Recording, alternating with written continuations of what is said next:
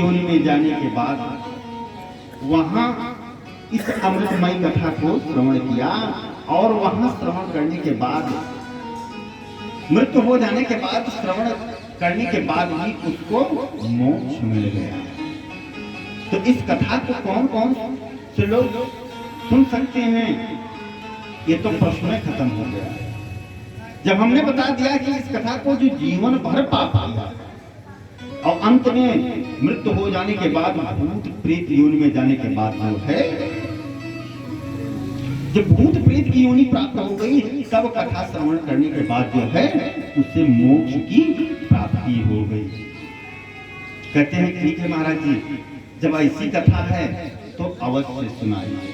कहते हैं एक इतिहास की बात मैं बता रहा हूं।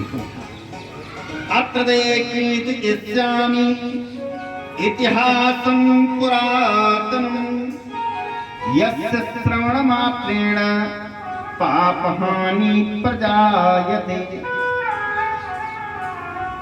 यह कथा के महात्म्य में रखी गई सबसे पहली कथा, और इसकी महिमा क्या है कि यस्य श्रवण मात्रेण पाप हानि प्रजायते। जो व्यक्ति कथा श्रवण करता है, इस कथा को श्रवण कर लेता है तो पाप की हानि हो जाती है, वो देव योनि में हो जाता है।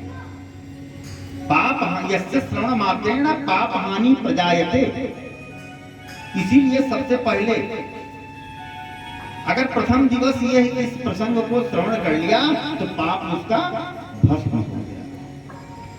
तब वो निरंतर कथा श्रवण करेगा तो उसको अधिक पुण्य लाभ अर्जित होगा। कहा ठीक है महाराज जी, जब ऐसी कथा है तो आप अवश्य श्रवण कराइए कि एक ही कथा श्रवण कर लेने से कहा, इसीलिए जो है भागवत जो है कौन सुन सकता है, देवता सुन सकते हैं। जब हमारे पाप भस्म हो जाएंगे तो हम देव योनि में हो गए, क्योंकि 84 लाख योनियों में भ्रमण करते हुए मोक्ष मार्ग केवल जो है जब मनुष्य योनि मिलती है और हम सत्संग करते हैं, पूजा करते हैं, पाठ करते हैं, यज्ञ करते हैं, अनुष्ठान करते हैं, दान करते हैं, तब हमारे पापों की क्षय होती है और मोक्ष प्राप्त। मानव योनि में इस कथा को श्रवण कर लेने से पाप जो है भस्म हो जाता है।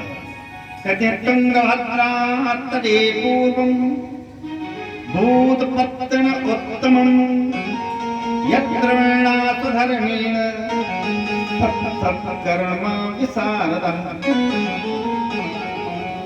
कहते हैं कि तुंगभद्रा की नदी के तट पर एक अनुपम नाम का नगर बसा। वहां के एक पंडित जी थे, पंडित आत्मदेव शर्मा जी, बहुत बड़े ज्ञानी, सूर्य के समान तेजस्वी, ज्ञान और बहुत सदैव प्रसन्न रहते। और उनकी धर्म पत्नी जो थी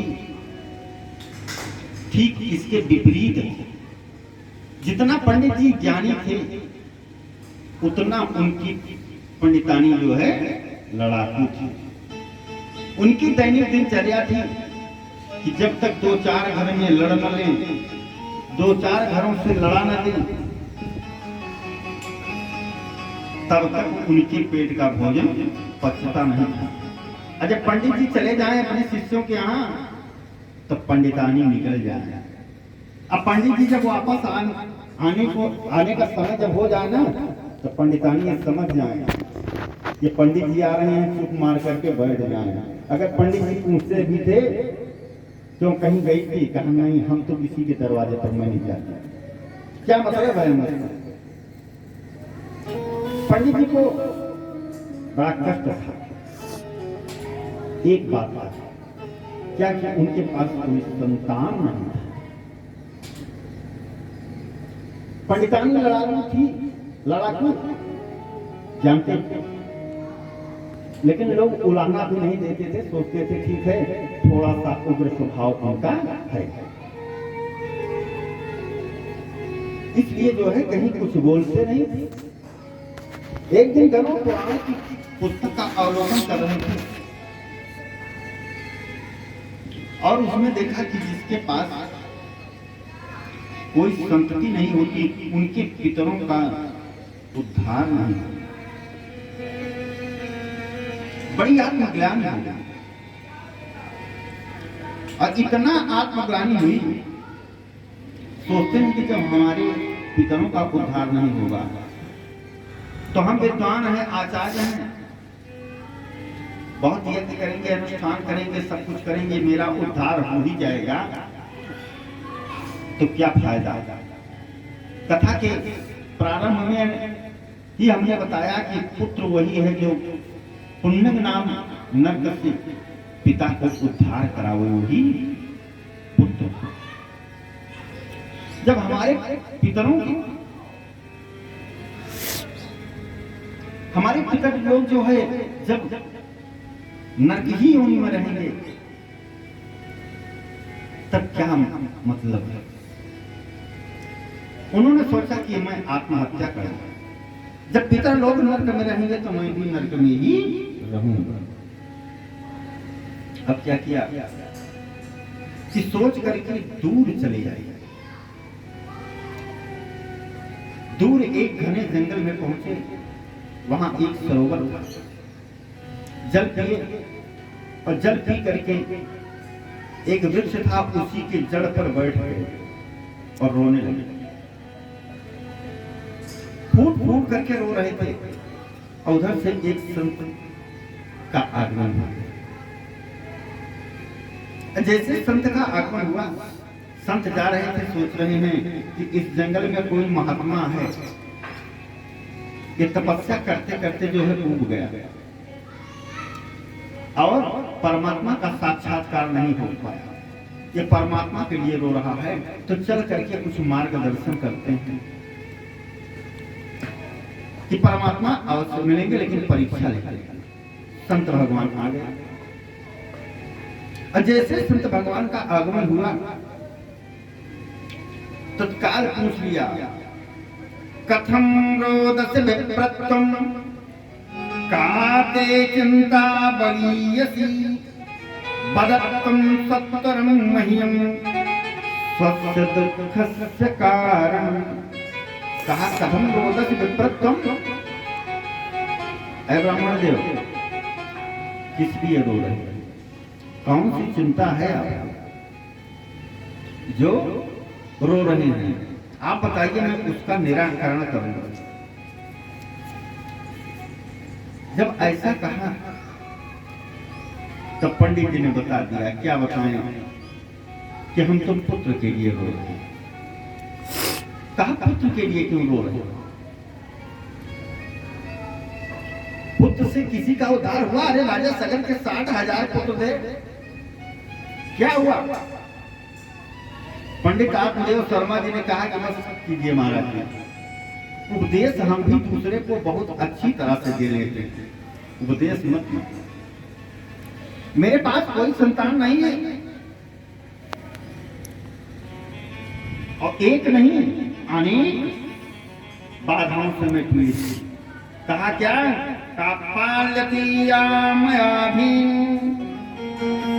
बंधा सर्वदा भये यो मया रोपितो वृक्षः सोऽभिभद्रीयमाश्रये। कहते हैं कि जो मैं गैया पाल लेता हूं ना, वो कभी दूध नहीं देती हमारे, क्योंकि हमारे बहुत बड़े अच्छे अच्छे शिष्य हैं जो कि गैया देते हैं हमको, लेकिन वो यहाँ आती है तो बंध्या हो जाती है। और जो मैं वृक्ष लगाता हूँ वो आज तक कभी फल नहीं दी।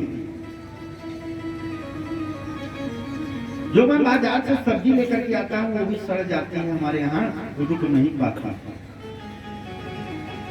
तो इसलिए महाराज जी मैं आत्महत्या करूंगा। संत भगवान सोचे कि भजन करते हुए चले जा रहे थे, अब पंडित जी के चक्कर में से पड़ गए। संत भगवान ने कहा, क्या बताएं, हमने आपकी मस्तक की रेखा को देख लिया और एक जन्म नहीं 7 जन्म तक आपको कोई संतान नहीं होगी। तब तो पंडित जी और रोने लगे। कहा मैं आत्महत्या कर ही लूंगा, क्या क्या क्या। अब इस प्रकार से चिंतन करने लगे और उसके बाद आत्महत्या करने के लिए उद्यत हुई। और जैसे उद्यत हुए संत भगवान सोच रहे हैं, कहाँ रुक जाओ,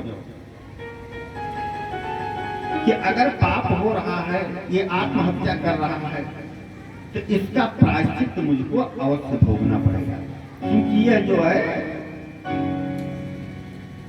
हमारे समक्ष जो है आत्महत्या करेगा, इसलिए इसका प्रायश्चित हमें भोगना पड़ेगा। इतना दिन तक हमने जो तपस्या किया, वो तपस्या आज भस्म हो जाएगी, केवल गलत सोच बैठिए और आकर के इनको उपदेश दीजिए। अब क्या करना, ये तो प्रेत लोक में जाएंगे, लेकिन मैं भी तो नरक में जाऊंगा, मेरी तपस्या भस्म हो जाएगी। क्यों? इसलिए हो जाएगी भस्म कि हमने जो है हमारे सामने ये है आत्महत्या कर लेंगे। अब जब इस प्रकार से सोचने लगे तो संत भगवान ने सोचा कि इस तरह से अगर ये मर जाएंगे तो हमारी एकदम से तपस्या भस्म हो जाएगी। और जब तपस्या जिसकी क्षीण हो जाती है, बुद्धि विवेक नहीं काम करता है, फिर वो तपस्या नहीं कर सकता। संत भगवान ने सोचा कि ऐसा है कि हम अपनी तपस्या का ही दान कर दें, इससे तो दान भी हो जाएगा और इसको पुत्र हो जाएगा। संत भगवान ने अपनी झोली में हाथ डाला और जैसे हाथ डाला, डालने के बाद मंत्र से अभिसूचित किया, एक फल आया। मंत्र से अभिसूचित करके कहा कि हमने जो भी जप पुण्य किया है सब कुछ लग जाए, लेकिन पंडित जी के संतान हो जाए, जो इस फल को खा ले वो गर्भवती हो जाए। कहा कि ठीक है, एक फल आ गया और पंडित आत्मदेव शर्मा जी को संत भगवान ने प्रदान कर दिया। जब आत्मदेव शर्मा जी को प्रदान कर दिया, ले आए घर में, और जैसे ले आए वैसे उनकी धर्मपत्नी धुंधली ने कहा, क्यों आज तो आप शीघ्र आ गए? कहा हाँ आ ही गए, एक प्रसन्नता का विषय है, वही चर्चा करना चाहते हैं। कहा बताओ क्या विषय है? कहा एक फल लेकर के आए हैं और इस फल खाने से इस फल को पुत्र होगा। अब कैसे? ते पुत्रा निर्मल बुद्धि वाला, स्वच्छ बुद्धि वाला, कुल को तारने वाला पुत्र होगा।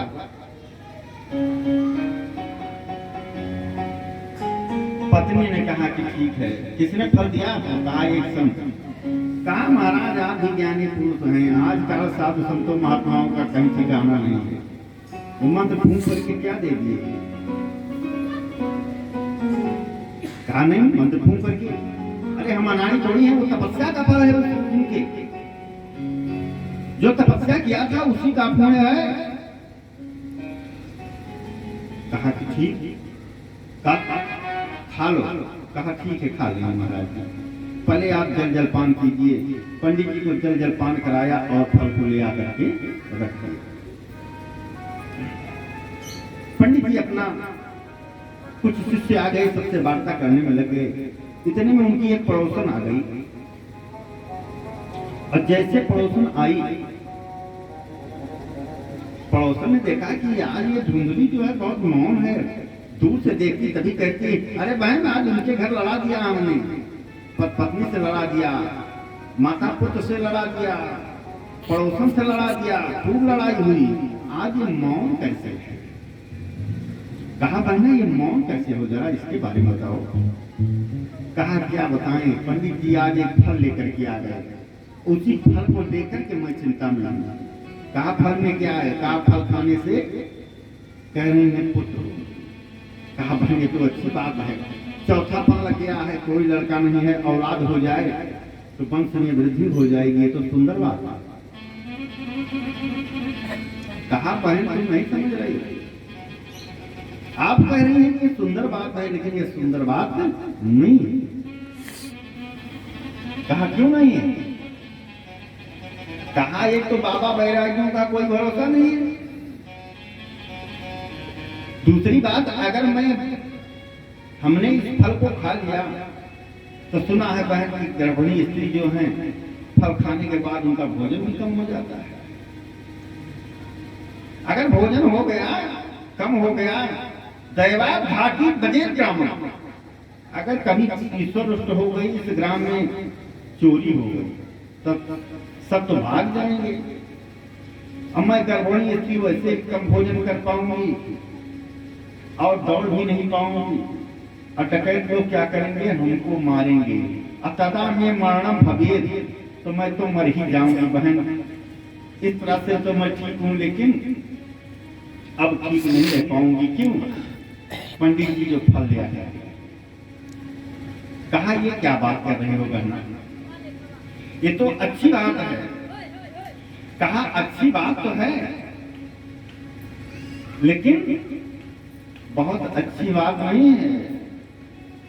फलभक्षेण गर्भस्य गर्भेण उदरवेद्यतः स्वल्पभक्षं ततो शक्तिं गृहकार्यं कथं भले। कहते हैं फल खाऊंगी, गर्भ रह जाएगा, पेट बढ़ जाएगा, तो काम कैसे होगा? गृह कार्यम कथम भवेत, तमाम तर्क हैं। कहाँ और समस्या है? कहाँ क्या?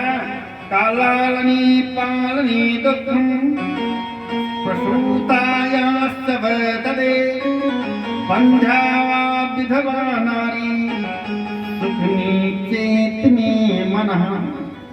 कहा बहन, कहा क्या? कहा लालनी पालनी दुःख, लालन पालन में बहुत दुख होता है। अरे किसी के यहाँ समाज में कोई उत्सव है, अगर अब मेरा बच्चा है तो तेल लगाऊंगी, बुकवा लगाऊंगी, सब कुछ लगाऊंगी, तो कितना भी साबुन सेंट शैम्पू लगेगा, लेकिन किसी के उत्सव में जाएंगे तो शरीर से बदबू आती रहेगी। तो और महिलाएं जो है देख करके दूसरी तरफ मुंह कर लेंगी। तो इसलिए मैं ये फल नहीं खाऊंगा। पड़ोसन कहने लगे, बहन क्या बताएं,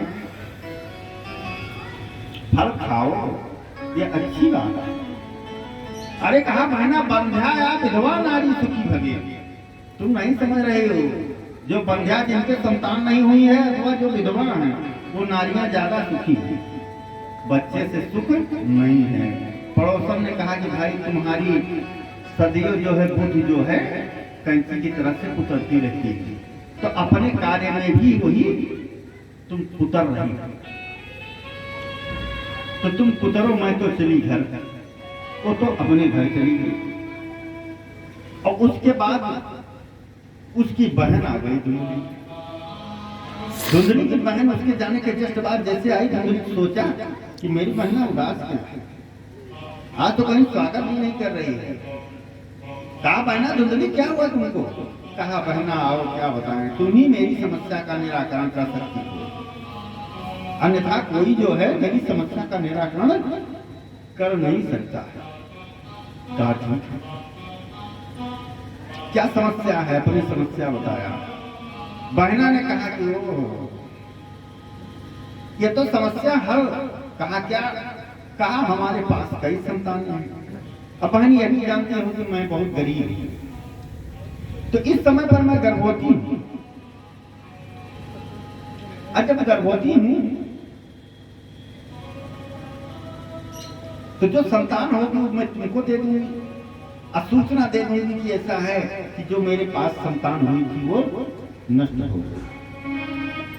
कहा ये बात तो सब ठीक है, लेकिन लालने पालने तो पिता, लालन पालन में भी तो कष्ट होगा। कहा बहना नहीं समझ रही हो, अरे तुमको इसको पहुंचाऊंगी तो पंडित जी तो सीधे साधे होते हैं, उनको तो आसानी से बेवकूफ बनाया जा सकता है।